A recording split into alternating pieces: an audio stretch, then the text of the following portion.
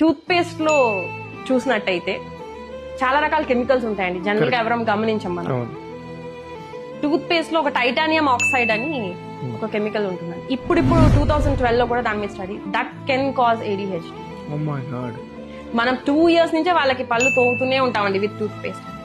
కానీ ఎప్పుడైనా అసలు ఈ టూత్ పేస్ట్ లో ఏముంటాయని ఎప్పుడైనా గమనించామండి? దాంట్లో ఉండే కెమికల్స్ ఏంటి వాటి వల్ల? ఎందుకంటే చాలా రకాలైన కెమికల్స్, ట్రైసోక్లాన్ అని, సోడియం లారల్ సల్ఫేట్, ఏదైతే దానికి నురగొస్తుందో దీని వల్ల మనకి ఎండోక్రైన్ అనేది డైరెక్ట్ గా ఎఫెక్ట్ అవుతుంది.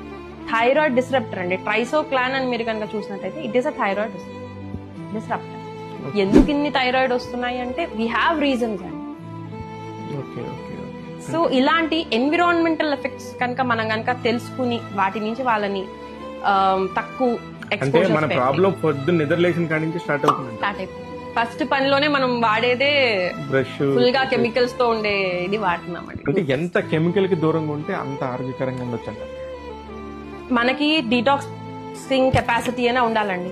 కానీ ఎంత డీటాక్సింగ్ కెపాసిటీ ఉన్నా రోజు మనం అదే కెమికల్ ని వేస్తూ ఉంటే మాత్రం అది కూడా ఫెయిల్ అవుతుంది. సో మనం వాడేది నేను చెప్పే ఒకటే ఇన్స్ట్రక్షన్, రీడ్ ద లేబుల్స్.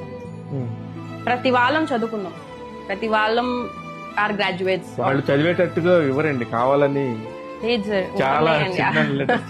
మనం అలవాటు పడలేదు అంతే.